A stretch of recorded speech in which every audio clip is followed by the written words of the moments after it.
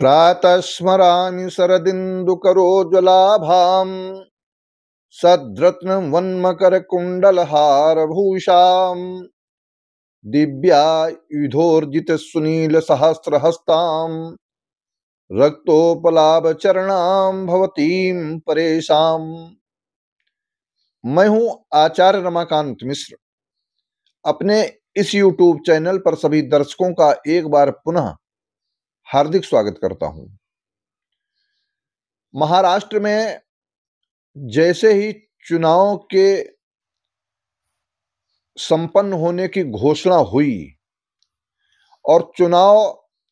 20 नवंबर को संपन्न होकर 23 नवंबर को चुनाव के परिणाम आपके समक्ष होंगे, मैंने जनता की विशेष आग्रह और यहां तक है महाराष्ट्र के हजारों की संख्या में कॉल के द्वारा, मैसेज के द्वारा कि गुरुजी क्या इस बार महाराष्ट्र में सत्ता परिवर्तन जो एकनाथ शिंदे जी ने पार्टी से अलग हट करके भारतीय जनता पार्टी को समर्थन दिया और उस समर्थन के आधार पर कौन से लोग खुश होंगे, कौन से नाखुश होंगे, क्या कारण है, मराठा आंदोलन से लेकर के और बदलापुर तक का ये परिस्थितियां जो भी आई हैं, क्या उसके कारण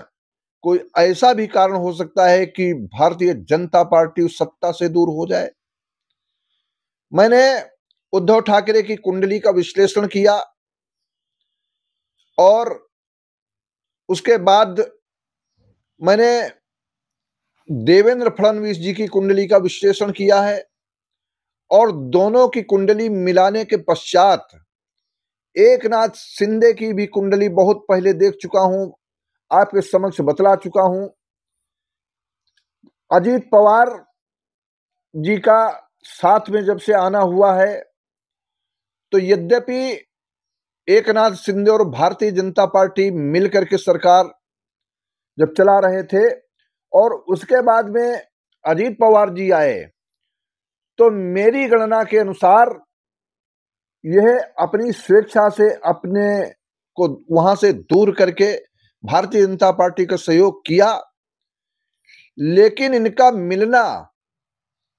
कुछ मुझे समझ के परे है। यह ग्रहों की गणना के अनुसार, क्योंकि जब मैं एकनाथ शिंदे जी की कुंडली देखता हूं तो जब तक कुंभ राशि में शनि है और कुंभ राशि जन्म के समय भी इनका तुला लग्न के आधार पर कुंभ राशि में शनि अर्थात पंचम भाव में, और शनि की दृष्टि तृतीय दृष्टि से सप्तम भाव को देखता है और सातवां भाव उनका नीच भाव कहलाता है। तो ऐसी ग्रहों की परिस्थिति स्थिति के आधार पर इनसे कोई विलग न हो जाए, एकनाथ शिंदे जी से कोई ऐसा नेता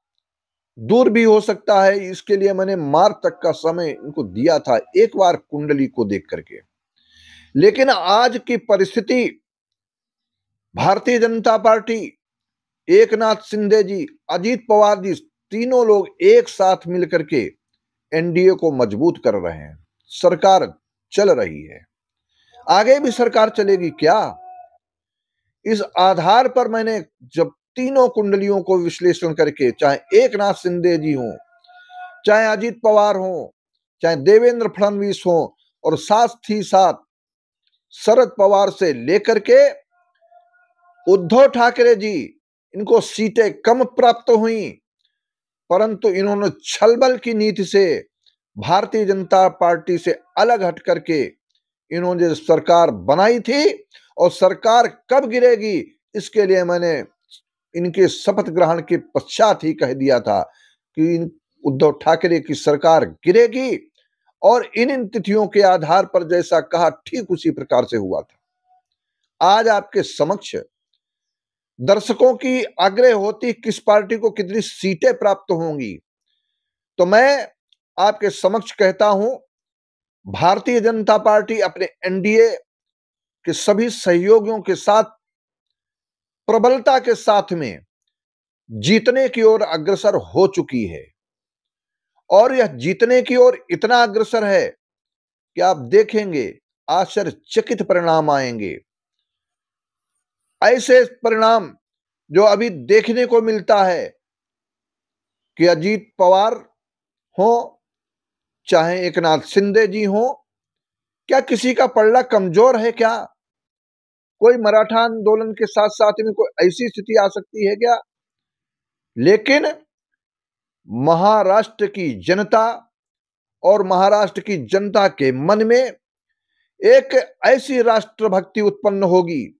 और वह राष्ट्रभक्ति के माध्यम से, मैं तो ज्योतिष गणना के आधार पर कहता हूं, जब एकनाथ शिंदे जी की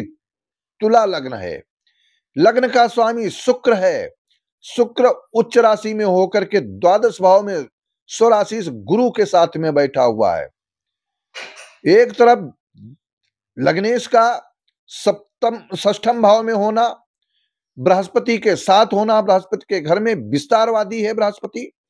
इसलिए विस्तार कराता है। इनके शत्रु भी अधिक होंगे, लेकिन शुक्र जब बलवान होता है तो शुक्र बलवान होने की स्थिति के आधार पर, क्योंकि इनको उस फल की प्राप्ति होती, सत्ता का सुख सदैव प्राप्त होता रहता है। 5 मार्च 2024 से लेकर के और 24 मार्च 2025 तक इनकी राहु की महादशा में केतु का अंतर है, आदान प्रदान है, परंतु स्थिरता राहु ग्रह उच्च राशि में विद्यमान है, केतु भी अपनी तृतीय भाव में उच्च राशि में है। समस्याएं थोड़ी बहुत कठिन अवश्य हैं, लेकिन नवम भाव में नव पंचम योग बना करके राहु ग्रह यह अपनी भुक्त में अच्छा फल देता है, भाग्य को प्रबल करता है, सत्ता सुख तक पहुंचाता है। इसी राहु ने सत्ता के समीप तक पहुंचाया है और आगे भी यही स्थितियां हैं। आज मैं आपके समक्ष यह वीडियो इसलिए दे रहा हूं कि आप महाराष्ट्र में चुनाव 20 नवंबर को संपन्न होकर के 23 नवंबर को परिणाम आएंगे, लेकिन किस पार्टी को कितनी सीटें मिलेंगी 2 दिन में ही, क्योंकि गणना जब तक पूर्ण नहीं हो जाती, सभी लोग जो प्रमुख लोग हैं महाराष्ट्र में, चाहे वह कांग्रेस के नेता हो, चाहे वह जो शरद पवार जी की पार्टी हो, उद्धव ठाकरे जी हो, इन सभी की कुंडलियों के आधार पर, विवेचन और गणना के आधार पर किस पार्टी को कितनी सीटें प्राप्त होंगी, यह मैं अतिशीघ्र आपके समक्ष रखने वाला हूं। 2-3 दिन के अंदर मैं आपको अवश्य बताऊंगा। गणना जब पूर्ण हो जाएगी, आज मैं इस कुंडली के आधार पर कहना चाहता हूं, भारतीय जनता पार्टी एनडीए गठबंधन प्रबलता के आधार पर आगे बढ़ चुका है और वही स्थिति आप देखेंगे कि ये एक छत्र राज्य जैसी स्थिति उत्पन्न होगी। फिर एक बार भाजपा सरकार बनने की स्थिति में है, लेकिन कितनी सीटें क्या प्राप्त होंगी, कोई ऐसी परिस्थिति तो नहीं है। अतिशीघ्र मैं आपके समक्ष दूंगा। तब तक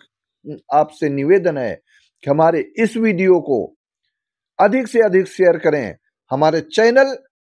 जो रमाकांत शास्त्री के नाम से है, मैं आपसे कहता हूं अधिक से अधिक सब्सक्राइब करते हुए लोगों तक पहुंचाएं, जिससे सनातन धर्म की संस्कृति को, जो ज्योतिष की विद्या है आदि अनादिकाल से, उसको लोग समझें, लोग जानें। बहुत बहुत धन्यवाद।